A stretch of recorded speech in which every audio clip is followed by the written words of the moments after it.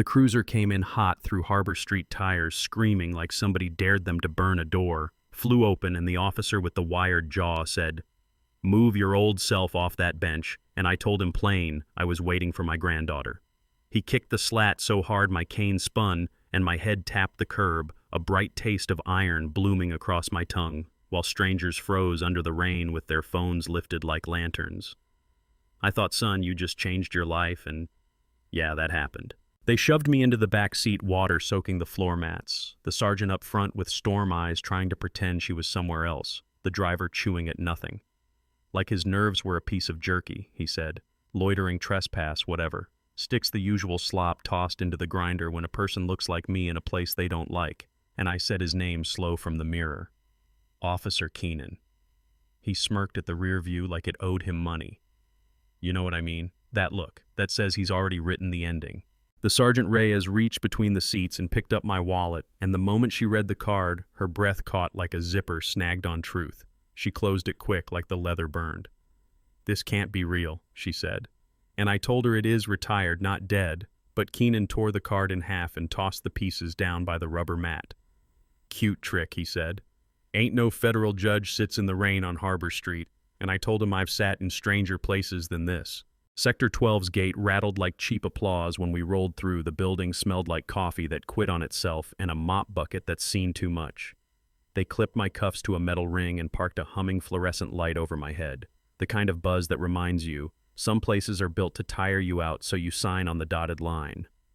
Keenan leaned close enough for me to count the cracks in his lips. "You think that voice scares me, old man?" And I said, "No, I'll let justice do that." And he laughed, but the laugh had a limp. Reyes drifted into the corner like she wanted the tiles to swallow her whole. My granddaughter Leah was 8 blocks away at St. Ellery, halfway to the final stitch on a 12-year-old boy, and I pictured her hands steady while mine were pinned and bleeding, my head throbbing where the bench kissed me. "I asked for a phone call policy," says one, Reyes said, not looking at him. "Fine." Keenan snapped one call. "Then he sleeps here, so I dialed a number that lives where a prayer lives, and on the other end a lamp clicked in a room that smells like paper and old wood, and a woman who has made a career of holding her breath said, 'Isaiah, you only call at this hour when the country is shivering,' and I told Chief Justice Serena Vale that Sector 12 had me under a leaky light with 2 badges and 1 good conscience trying to wake up. She said, 'Stay alive, I'm moving the machine,' and we hung up on the kind of silence that knows its job." Keenan ripped the phone from my hand. "Who'd you call?" he said, and I told him the woman who decides your next headline. He tried to laugh again, and this time nothing came out. Your cousin?" he asked, and I said, "She's the Chief Justice of the United States." And in that second, the precinct sounded different, like the building itself. Cleared its throat. Monitors flickered once, twice. Then everything went black, even the ballast. Shut up for a heartbeat. We were all floating in a dark, where rank doesn't matter. Then Reyes's body cam blinked and began to upload on its own. Her eyes went wide like she'd taken her hands off the wheel and felt the car still steer. Front desk screens lit blue with something colder than local authority, federal capture, engaged civil rights emergency protocol, the words moving across glass like a tide.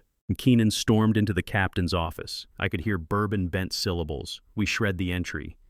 Allie wipes the sheet. He was never here. His name is never printed. Same old song.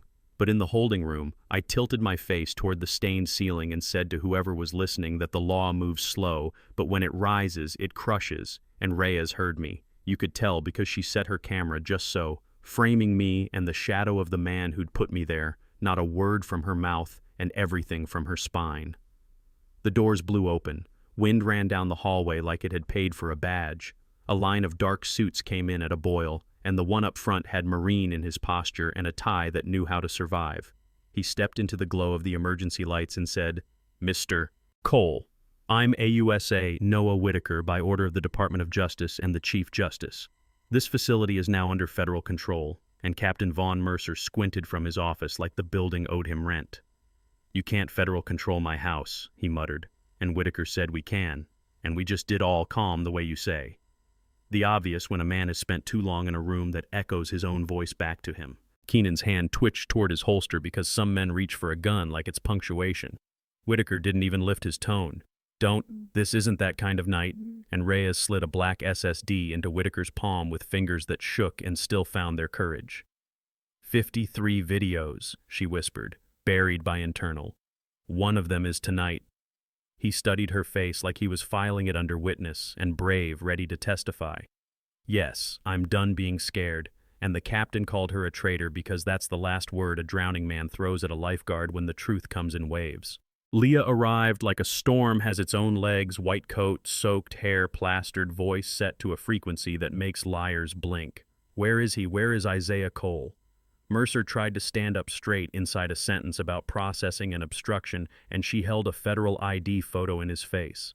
Every law student knows this man. The room changed temperature. The rain on the windows sounded like drums now. Whitaker didn't bother with speeches. He signed a seizure order and the building turned inside out. The servers went quiet like a guilty child. Every cable lit up like a map. To Washington. Phones returned to busy. You don't hear unless someone bigger than your city is on the line. Reyes slipped into a break room shadow and pushed open a hidden panel. You'll want this, she said, and they pulled out discs and tapes labeled with the kind of shorthand that keeps mothers awake. UOF 12. Keep it clean tonight. Mercer lunged with a hand that had to learn the hard way. It was late. And what announced the end of his career wasn't a speech. It was a single pop from upstairs, and the look on the faces of officers who suddenly remembered how mortal they were. They took the cuffs off me in the red wash of emergency light. Leah cupped my face like she was counting the pieces. They hurt you. They bled you. And I told her no, child. They bled themselves. The cameras outside caught us walking into a rain that felt like a baptism and a reckoning. Microphones like spears, questions like hail. And I refused the urge to turn it into a speech at a doorway, because the law is not a parade. It's a road you wear thin, one honest step at a time. 3 months turned a storm into motions and a courthouse into a mirror. Harbor City lined the federal steps like prom night for the soul inside Whitaker. Let the screens do the heavy lifting. Exhibit 53 was Reyes's upload of the Harbor Street assault. The boot, the bench, my head meeting the curb, my calm voice saying, "You're making a grave mistake." No swelling music, no courtroom theatrics. Just the ordinary ugliness that people pretend is rare until it lands in their lap at 4K. Leah told the jury how that night traveled home with her, sat at her kitchen table, climbed into her son's questions and wouldn't leave. She didn't pitch the room. She just told it like a doctor tells a family the truth they deserve. The defense tried to make words like misunderstanding and escalation do pull-ups, but those words had skipped leg day for years when they called me to the stand. I didn't look at Keenan first. I looked at the jury hands, shoes, posture, the small details that tell you who's ready for daylight. And I said, you saw an old man on a bench and made yourself judge, jury, executioner. Before you knew my name, you saw skin, not service, age, not history, sitting, not waiting. I offered identification. I offered respect. My head still found the curb outside a club. I helped desegregate. And that bench was not wood to me, it was patience. It was every black man who ever waited for a ride or a shift or a fair shake and learned that waiting itself could be called a crime. I didn't bang anything or raise my voice because I wasn't auditioning for a quote, I was building a record. Reyes came in ironed so sharp she could have cut the carpet. She said the quiet parts with the kind of throat that shakes and keeps going. Keep certain streets clean meant faces, not crimes. I reported a rape by a colleague in 2019 and they buried it. I stayed. I am not innocent, but I am done being silent. And you could feel something old and heavy, decide to stand up straight for once. Keenan tried to talk about the school shooting that shattered his nights, the pills, the noise he couldn't turn down. He said when he saw me, he didn't see a man. He saw the noise and Whitaker didn't let the room make on him a martyr. How many others did you let the noise swallow?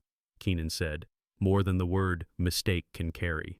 The judge delivered the verdict like gravel spread on a road you intend to drive for a long time. Guilty on all counts. 18 years. No parole for Keenan Reyes. 15.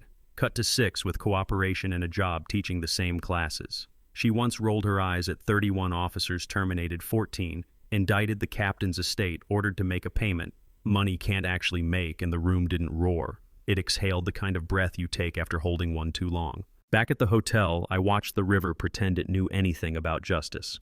Leah fell asleep in a chair like a fighter who finally sat down. The phone buzzed until I shut it off. And the next morning, a headline I didn't ask for started walking around on its own legs. The Cole Act cameras on every patrol car and collar auto-upload to a vault. Nobody can unplug, audit by citizens, and code public dashboards that embarrass a mayor faster than any editorial Harbor City through a bronze bench under a magnolia, where Sector 12 used to hide its secrets and turned the old building into a clinic. The bench wasn't decoration. The new chief said it was a mirror, and Leah built what the law rarely does: repair. She launched the Quiet Hands Fund with doctors, therapists, lawyers, sitting side by side, paying bills and counseling families who had carried the weight of a system that insisted it was weightless. "You can't prosecute hurt back into wholeness," she said. "You can only hold it long enough for it to shift." I turned down the talk shows because I don't enjoy hearing my own story bounced off studio walls. I walked to the Blue Canary on Thursdays and listened to a sax player who never learned how to be quiet in the best way. I sat on the refurbished bench and tried to shrink until I heard the city breathe. The youngest officer I've ever seen took off his hat and told me the academy made him memorize a line from my testimony. "See humanity first, authority second." And I told him, "Good line, better if you live it." And he nodded like he'd been waiting for that homework. People came for photos. People sat and said nothing. People told me their fathers had been men like Mercer, and they were learning to forgive the shadow without inviting it back into the house. Forgiveness is not a hall pass, I told them. It's how you set the bone so you don't walk crooked forever. And if that sounds like a sermon, forgive me, I've lived a long time in rooms where we talk in whispers because yelling gets turned off. The last photo folks share is the one where my grandson climbs into my lap out on Harbor Street, the Blue Canary lights behind us. Leah laughing like the rain finally played a song in our key. The caption said he waited for justice. Now justice waits for us, and it stuck because it made people mad and hopeful at the same time. You know what I mean? Both those gears grinding together. Here's the part where neat endings go to die. Cameras catch truth and lies with the same appetite. A lens isn't a conscience, a server farm isn't a soul. Did we change because the tech forced us into daylight, or because enough hearts got tired of low light and opened the curtains? Maybe both. Maybe progress is messy. Like that, some days the bench carries me, some days I carry it, and on both kinds of days I think about Reyes turning her body to catch the shot, and Whitaker speaking softly in a room that had only respected shouting, and Leah holding a child's hand in a clinic where the bill reads paid by a city that finally looked itself in the mirror. If you're still with me, tell me in the comments like you would on a front porch at dusk. Should every body cam, dash cam, and bystander video auto-upload to a public cloud? The minute force comes out. No off switch, no delay. Would that save lives or just feed a machine? Is justice repair or punishment? Where is that line for you? If you've worn a badge, what did your worst day teach you if you've been stopped for the crime of existing? What did the best officer you met do? That the rest should learn tomorrow morning at roll call. Say where you're watching from. Tell me which benches in your town hold memory. And if this story rang true, hit subscribe, so these conversations don't vanish into the rain like the video. If you think daylight belongs in every room where power lives, share it with the one person who still says it's not that bad, because it has been, it can be, and it can also be better if enough of us stay seated until the right people arrive. Then stand up together when they do.